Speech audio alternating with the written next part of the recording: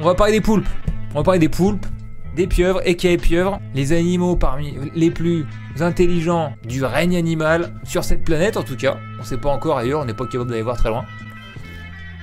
C'est des animaux fascinants. En même temps très différents de nous physiquement parce qu'ils ont d'autres habilités que nous. Ils ont d'autres cartes à jouer. Et du coup ça montre vraiment toute la richesse de ce qui est capable la vie quand elle se développe et quand elle se développe et qu'elle doit trouver des moyens de faire face à de nouvelles situations. C'est dingue. Et donc les poulpes c'est fascinant, d'accord? Cette pieuvre donne envie de rire, zapping sauvage. Donc c'est parti, on commence et après on verra que les gens essaient de leur faire du mal, comme ça. Comme ça. Parce qu'il y a un marché. Il y a un marché. Donc on va détruire la vie dans toute sa richesse. Ouais, c'est parti. La pieuvre noix de coco, elle, ne sait pas changer d'apparence. Cette sole la traque. Elle attend un moment d'inattention pour pouvoir attaquer. Il y a une sole qui ressemble au sol de manière... J'ai rien dit.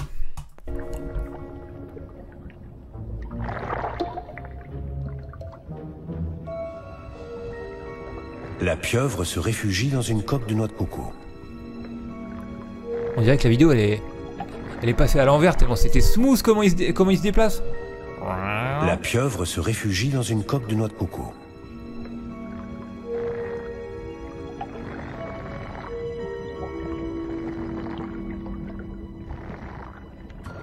Elle transporte toujours son abri avec elle.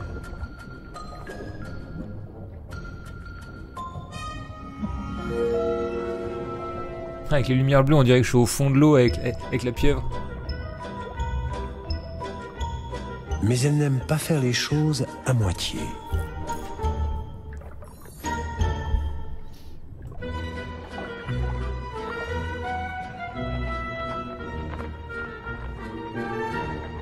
La pieuvre noix de coco manie les coques avec beaucoup d'adresse. La pieuvre noix de coco, je croyais que c'était son nom au début.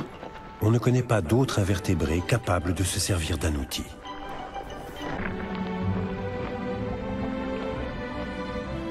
Oh.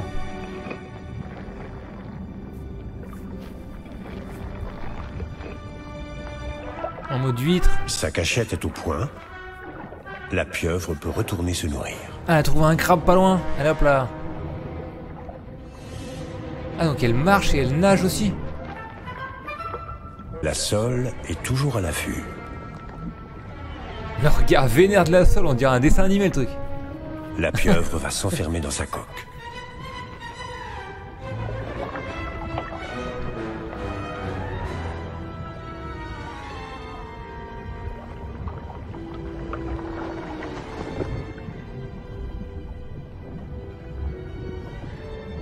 Le face-à-face.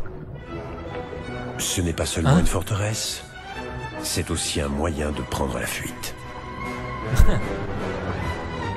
C'est pour entrecouper un peu, ok? Je mets une petite vidéo de pieuvre marrante, je lis un ou deux paragraphes d'un truc, encore une fois de Charlie Hebdo d'ailleurs, on dirait. Cette fois c'est Alain Bougrain-Dubourg qui en parle. Chaque année en Europe, 130 000 tonnes de poulpes sauvages sont consommées. On les compte carrément au poids les bonhommes. Et avec 7 000 tonnes, la France se positionne en 6e position. C'en est trop, alertent les assos de protection comme CIWF, Compassion in World Farming. Alors, vu le nom, compassion dans l'élevage mondial, c'est un truc réformiste. Même si les populations de céphalopodes explosent. Je lis la moitié et je vous mets une petite vidéo de poulpe rigolote, ok? Comme une bête de foire, il enthousiasme désormais les scientifiques. Et ça commence à puer pour lui. Quand les humains s'intéressent à toi, c'est plutôt mauvais signe. Ses potentialités enflamment même la presse. Personne n'a oublié Paul Le Poulpe, oui, c'est celui qui prédisait, oui, il le dit, les résultats des matchs de l'équipe nationale de foot allemande. Donc les poulpes ont plusieurs cœurs, 8 bras, les Grecs pensaient plutôt à des pieds, puisque le terme polypus signifie plusieurs pieds. Seul organe bien solide, le bec de perroquet fait office de bouche, en permettant à l'animal de décortiquer sans difficulté les crabes et autres coquillages. Bon bah, faut bien qu'il mange, hein. En fait, il y a un trou au milieu. Il aspire le truc. Ah ouais, c'est marrant ça. Bec de céphalopode. Je savais pas. C'est fascinant ça encore. On se croirait dans Sport. Les biologistes n'hésitent pas à parler de capacités intellectuelles pour décrire des comportements hors normes.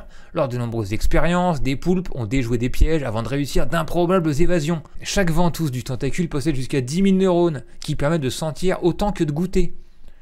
Ok, d'accord. Ils ont les sens mélangés dans les tentacules. Entre l'encéphale central, les lobes optiques et les 8 bras, 500 millions de neurones, soit autant que le chien, servent l'intelligence du poulpe en les assurant notamment une puissante mémoire. Roi du transformisme, il se joue des couleurs en fonction du milieu ou de ses émotions. Comment le poulpe, qui ne perçoit pas toutes les couleurs, il voit plutôt des tendances de gris selon certains, peut-il établir un mimétisme parfait entre son corps et le décor environnant? Selon les études, celles de l'université de Santa Barbara sont crédibles. Les chercheurs suggèrent que l'animal voit avec sa peau. The fuck? Cette dernière contiendrait des récepteurs lumineux comparables à ceux de nos yeux. Ah, c'est encore plus dingue que ce que je pensais. Ainsi, la potentialité d'adaptation permettrait au poulpe de se métamorphoser en 15 milieux différents, ce qui n'est pas inutile lorsqu'il s'agit d'éviter les phoques, les otaries, les oiseaux de mer et autres prédateurs. C'est pas très descriptif cet article sur l'intelligence du poulpe.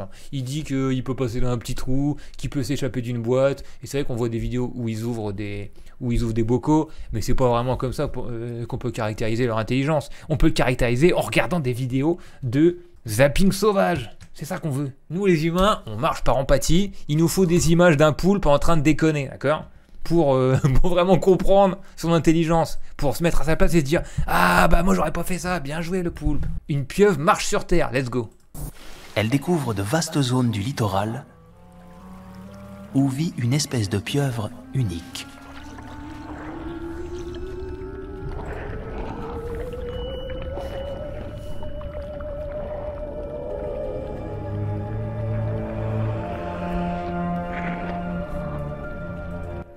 Et la recherche là dont parlait Bougrain-Dubourg, c'était que sa peau serait faite de capteurs de signaux lumineux comparables à nos yeux. Les pieuvres sont des animaux marins qui respirent. Peut-être pas partout, peut-être que c'est qu'une hypothèse. Mais c'est quand même fou, ça me fait regarder tous ces têtes de manière différente. Absolument chaque millimètre de sa peau. Dans l'eau. Donc il respire, on dirait.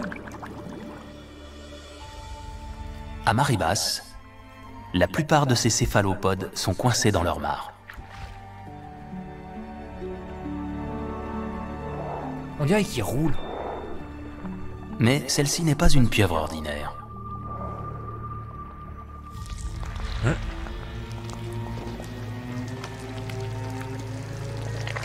Alors les tentacules, ça a trop inspiré des films d'horreur et tout.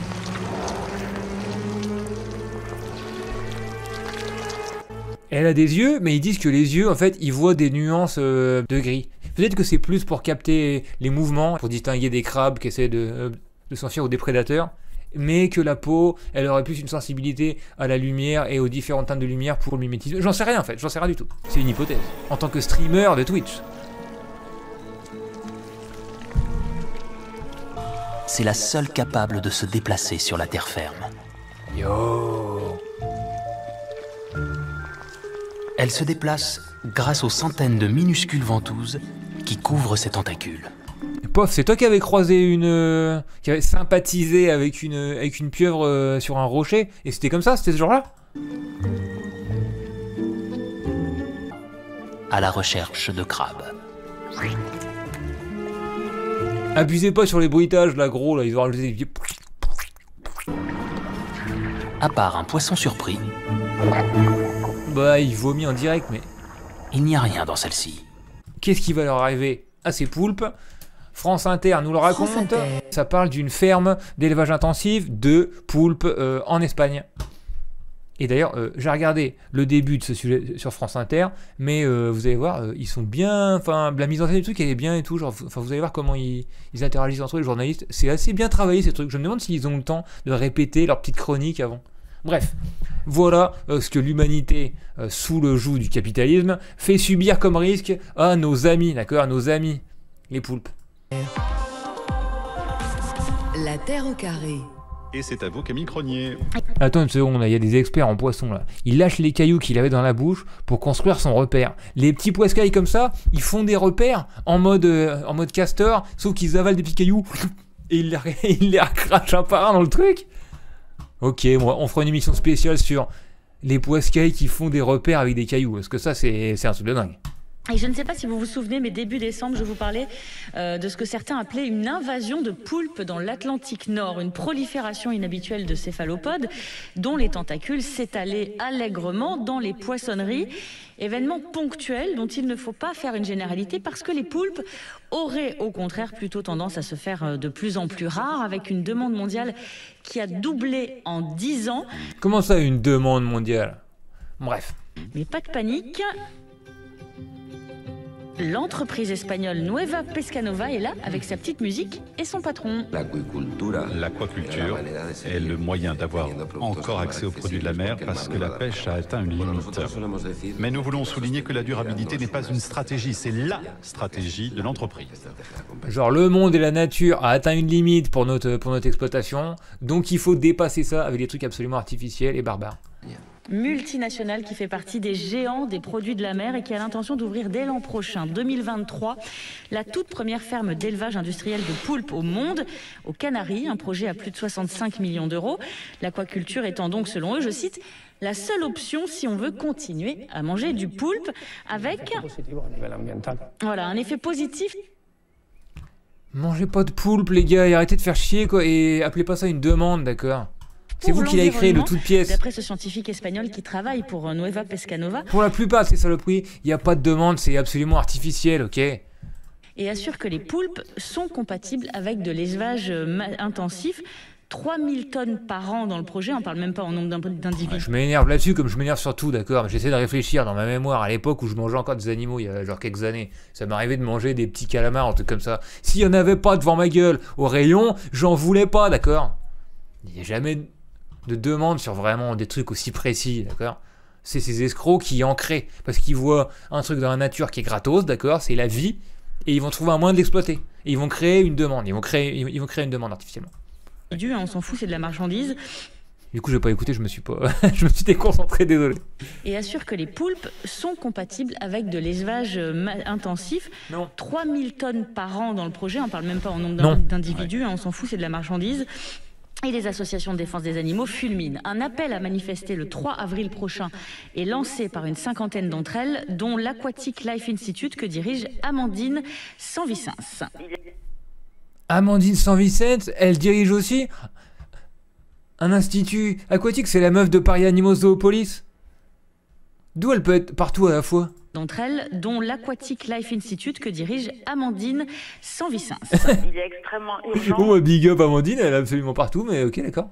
Amandine Sanvicens. Il est extrêmement urgent de, dès aujourd'hui, agir pour interdire ce type d'élevage qui pose énormément de problèmes en termes de souffrance animale et aussi d'un point de vue écologique. Les céphalopodes, selon ces associations, ne sont d'abord pas du tout adaptés aux conditions de l'élevage. Ça peut poser des problématiques. Non mais rien n'est adapté aux conditions de l'élevage, d'accord? Notamment en termes d'automutilation, de cannibalisme, d'agressivité, parce que c'est des animaux qui vivent seuls. Et Ludovic Dickel, professeur d'éthologie à l'université de Caen, qui n'étudie que les céphalopodes depuis 25 ans, confirme le massacre potentiel à la clé. Un poulpe.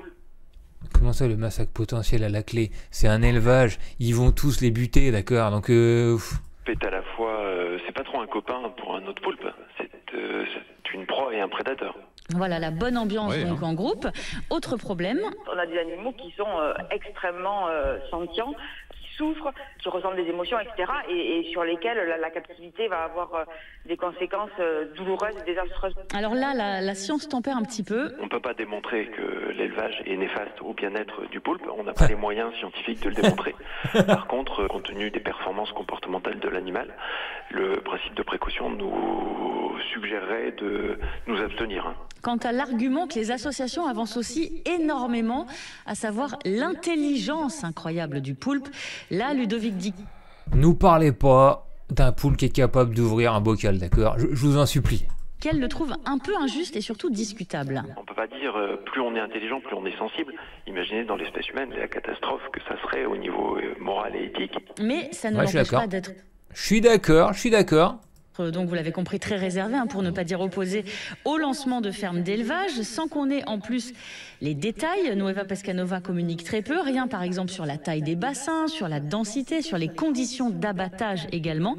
Et là, il peut y avoir un boulevard, puisque, rappelle Amandine Sanvicens... Sur les animaux invertébrés, et aussi sur les animaux aquatiques d'ailleurs, comme les poissons, il n'y a aucune réglementation au sein de l'Union européenne qui vise à limiter leur souffrance. Il n'y a rien.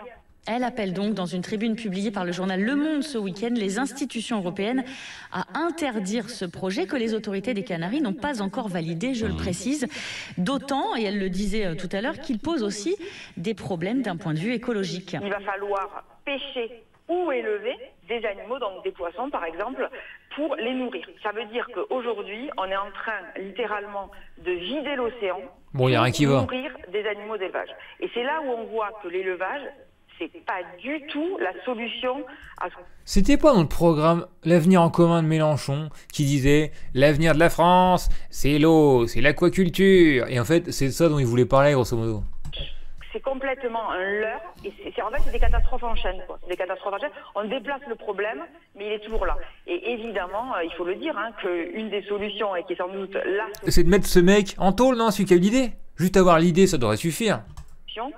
C'est une réduction drastique de la consommation d'animaux aquatiques. Voilà, pour ne pas tomber dans le cercle vicieux profitable à personne, si ce n'est aux multinationales.